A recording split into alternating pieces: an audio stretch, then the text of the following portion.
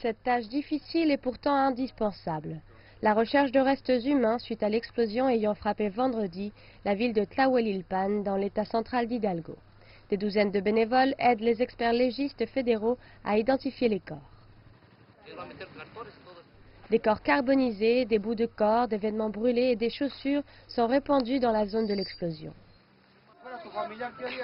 Alors qu'on commence à évaluer l'ampleur de la tragédie, le gouvernement tente d'apaiser la population locale qui craint le pire pour leurs proches encore portés disparus. Un habitant de la ville, Florencio León, a perdu des amis et des voisins dans cette explosion. Il admet que la plupart d'entre eux tentaient de récupérer du carburant qui s'échappait d'une fuite, mais dit comprendre cette attitude car ils sont très pauvres et l'essence coûte cher.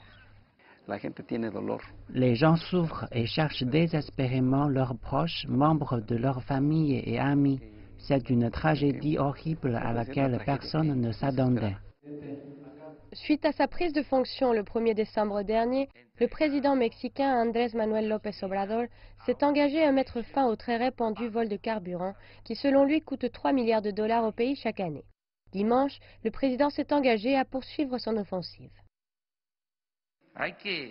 Nous devons aller à la racine de ce problème et le résoudre. L'une des choses importantes que nous traiterons ce week-end est de trouver des options pour notre population pour qu'elle ne doive plus faire cela.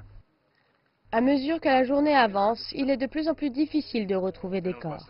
La plupart des corps ont été calcinés et ne peuvent pas être identifiés. D'autres corps auraient été incinérés au contact de l'oléoduc lors de la puissante explosion. La journée de dimanche s'est conclue par la procession funéraire d'une famille en deuil se disant pourtant reconnaissante, car les corps de leurs proches ont été retrouvés et identifiés.